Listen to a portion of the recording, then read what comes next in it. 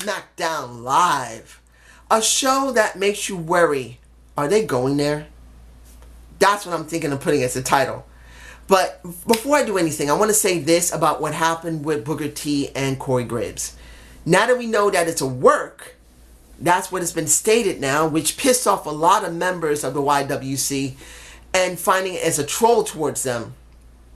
I got this to say. I said at one time in one of my videos that I'd rather see Corey Graves working both shows of SmackDown and Raw because I was tired of seeing Michael Cole on both shows botching so badly he couldn't even remember most of the wrestlers' names, most of the moves, what storyline he was in. He needed a rest, and he's barely had one still. He needs to take a break for 6 months, but he hasn't done it. He's been working constantly. And I thought it's better to have Corey Graves, who's a semi-botcher, than a botcher all the time. That's the truth. That's the way I saw it. But after seeing this and seeing the situation, I want to be honest. Corey Graves is not that great. And I do agree with the Select Daddy that this is the thing that gets me. If he wanted to differentiate himself from SmackDown and Raw, he could say, look, I got to work these two shows, but this is the way I work. Raw, I'm a heel. SmackDown, I'm a face. And always stick to it. Raw, he's a heel. SmackDown is a face. So he always separates the two shows. Always. He does. I know that sounds stupid. He could be a heel on both shows. He can be a face on both shows. It's just that he needs to be focused on something. When he's on both shows, he constantly flips back and forth, which I do agree. That's always been a frustration for me. At one time, he was focused. He did, when he was a heel, he was a heel and he was okay. When he was a face, he was okay as a face. But now he flips so much, it's a frustration for me. And I'd rather see him not be there. But then I don't want Michael Cole there either. I would rather see Booker T come back with the coach and Maldo Ronaldo. That's his name. I was trying to remember his name earlier. Maldo Ronaldo, bring him back up. Now that JBL's not there anymore, at least generally doing commentating. Have Maldo Ronaldo, have Coach, and have Booker T there. You know what? It'll be a different dynamic. And I'd rather see that than those two who constantly keep botching. Let Corey Graves do his show like In Your Face or something. I can't remember it. Straight Talk or something. And then let Michael Cole just work on web content. End it like that. But that's just me. And I just took up almost 3 minutes, so this is a waste of time. I'm sorry. So let's go to the beginning of the show. It wasn't bad. Seeing Randy Orton RKO one of the Singh Brothers who's still there because the other brother's still hurt was okay. Seeing that he was basically annoyed by Jinder Mahal saying that, hey, you worked 16 years, I respect you, but in the end, you ain't getting anywhere because you don't mean much. And then when it comes to the open challenge of the Bobby Roode, he says, well, there's a reason why you're not liked. It's because, well, you keep RKOing people. This is a big mixed match. Is it a bad one? No. A lot of people do like it. But here's the thing that I'm worried about. They're going to rush this and just get a triple threat on these three guys soon. Maybe we may not even wait until next week, a couple of weeks from now. Or better yet, at Fastlane. Couldn't you stretch this to Fastlane? I know it's nearly a month, but you can't let these guys just stretch it until they get there. Let them have talking segments. I know people don't like Jinder talking, but at least he's competent. I'm saying it clearly. As much as people hate him, he is competent. He's a competent jobber to talk and to work in the ring. Come on.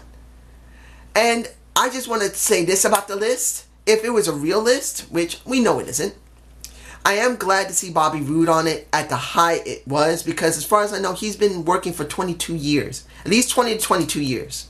So he's been around much longer than a Randy Orton, but Randy Orton's been on the biggest show, and Bobby Roode has been working the longest between the two. So it kind of balances out. Let Bobby Roode have that position. Let Randy Orton still get the cheers and boos, whatever. It doesn't matter. They both deserve what they get. Now, the match that pissed me off and I don't really care about. Sarah Logan versus Charlotte. My Naomi was a sidekick with Becky Lynch. I didn't care about the Riot Squad. And the match was just freaking terrible.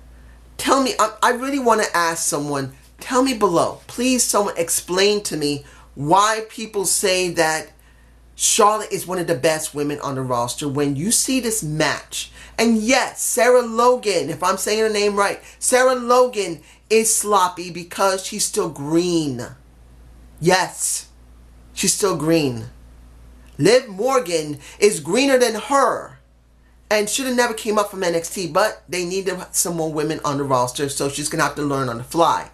But you got Charlotte, who's been there since, what, 2016? Late 2015, early 2016, I believe. She should be better in the ring no matter who she's with. Yes, there's always going to be a couple of botches here and there. Wrestlers have to learn each other. They got to fill each other out. Yeah. But no matter who she's with, unless they're highly familiar with her and she's highly familiar with them, she's botchy.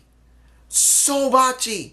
It's ridiculously disgusting that they gave the title to Ric Flair's daughter, who should still, well, actually, let's be honest here. She should have just came up from NXT maybe 2 months ago. She shouldn't have came up in 2016 or 15. She should have came up 2017, the end, and come up Charlotte Flair. They should have let her come up now. Because maybe an extra couple of years on the NXT circuit, NXT roster than a circuit, she would be better. But after 2 years, unless she's with someone who really shows that they're really good, like a Sasha Banks, like a Bayley, like a Becky Lynch. And Becky Lynch isn't the best, and neither is Sasha Banks, and neither is Bayley. All of them have weaknesses. Even Sasha Banks, who I said is the most polished of all of the women who came up from NXT in the last 3 years. She's the most polished. Doesn't mean she's the perfect one. She's polished enough that she can work in the ring and actually get herself over. But without any of them there, she looks sloppy. So please someone tell me, what am I missing? What matches do I need to see to be convinced that she is good enough to be considered one of the best in the roster when she's sloppy? But she wins the match, which means nothing. And here's something. If Ronda Rousey is supposed to be coming soon for the WrestleMania match, shouldn't she be coming up maybe now? Shouldn't she be already be on SmackDown Live? Because I know she's not going to be on Raw. She's going to go to SmackDown.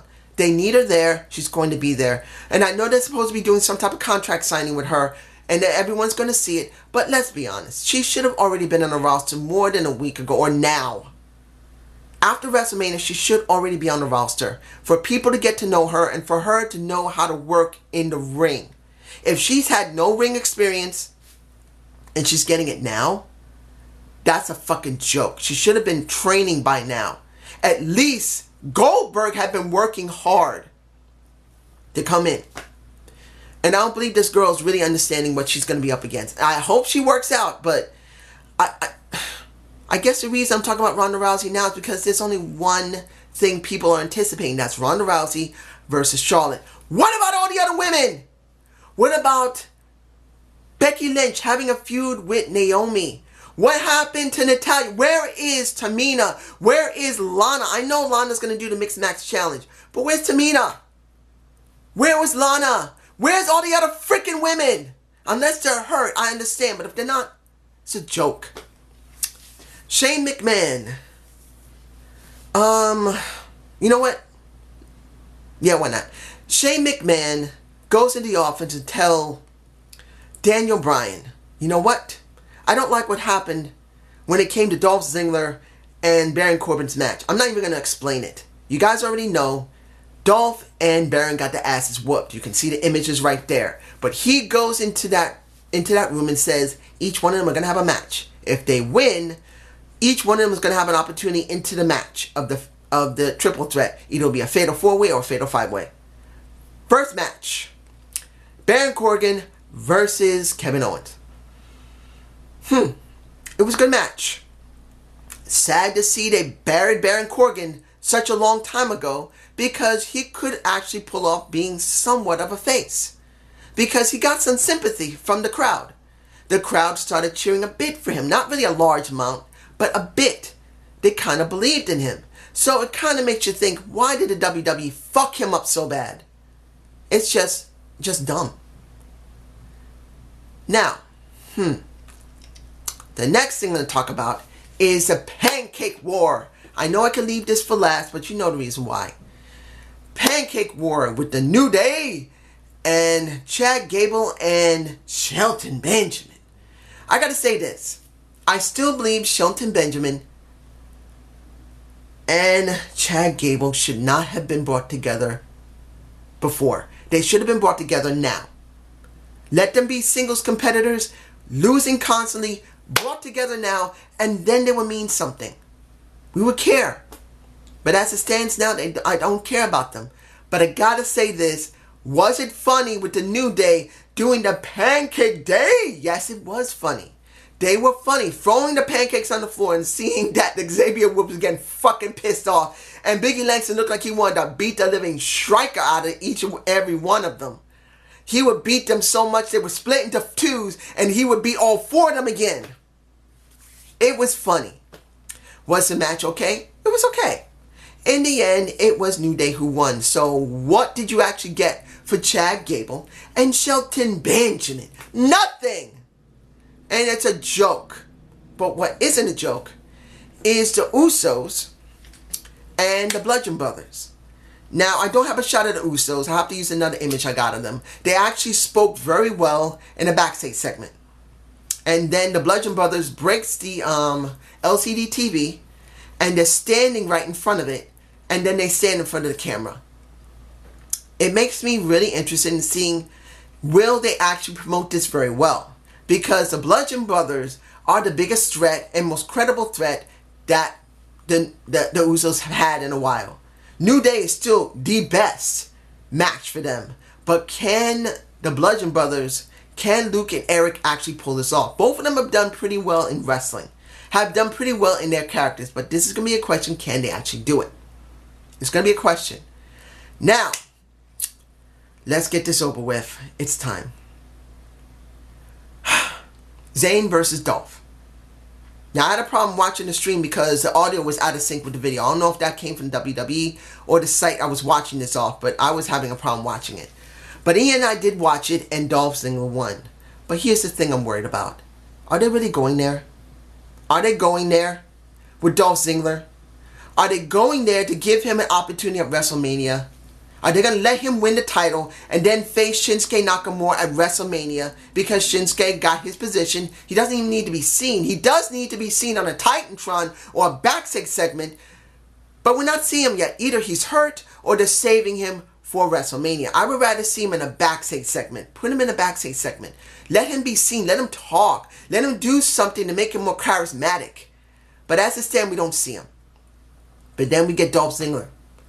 Then we get him winning this match. And it makes you think, are they really going there with Dolph Ziggler? Instead of, I don't remember when he last was here. Was it October or November he relinquished the U.S. title? I think it was November. November or the beginning of December, he relinquished the title. I don't remember exactly. It's been a while. So it's been 2 or 3 months he's been gone. It would have been better if he'd gone 6 months or 8 months. Let him have a break. 3 months is not enough. And now he's being given this opportunity at Fastlane. I don't want to see it. I know people love Dolph. He's underrated as they believe. But here's the problem. Every single time we've had this situation, every single time he's been treated bad, and every single time they give him an opportunity to go out of the title, either the WWE title or the World Heavyweight title. Makes no difference which title he went after. They always did this, and every single time we get the same result. Now, fast forward to today, where we know for a fact that Dolph Ziggler was at the end of his contract and he was probably not going to resign. So it's a good possibility that the WWE was going to give him something that he would be enticed to stay. We thought it was the U.S. title. Maybe it wasn't. Maybe it was a WrestleMania moment, which he's never had, supposedly. He has wrestled at WrestleMania, but he's never had a real moment. So they may be giving it to him now. And I say no. And a lot of people are going to say, dude, he deserves it. No, he doesn't deserve it now. Because he's done the same thing over and over and over again. Instead of leaving the company for a year, maybe 2, and then coming back, and then he could really have a real special moment because the crowd wouldn't have seen him for a very long time, and it would mean something. No, he comes back within 2 to 3 months, and now they're going to try and offer him this moment, which is hollow. It's a piece of garbage. Now, the Sleg Daddy is going to say, I hate his fucking guts. Fuck Dolph Ziggler. That is what the Sleg Daddy says, and I have to admit that he, in a certain respect, is correct. That Dolph Ziggler isn't that he's been overrated. It's the point that every single time that people have demanded him, and then the WWE has thrown him at the main position, they never leave him there or even give him the opportunity to even get the chance at it. Which is not like it makes the people want him more. It's just like a troll. He is a big troll. And let's say they do let him have the title. It doesn't mean anything, even at WrestleMania, because in the end, when it really comes down to it, for someone like him to win at WrestleMania does not validate him. It just shows how bad he is. Because after all this time, they finally give it to him because they just want to appease him. Shows they didn't listen to the fans. They didn't listen to him saying, I'm this good. You see, I've been doing well. The crowd cares about me. But you guys are not listening to them or me. It's just like an appeasement. Appeasing them and appeasing the people here once. And in the end, after it's over, he'll be treated the same way as before. You actually think they're going to keep him the same way? They won't. He'll still be treated the exact same way as he's been treated. And guess what? How many people have they done that to? How many people? They did it to Bray Wyatt? They did it to Bray Wyatt. They did it to Daniel Bryan almost.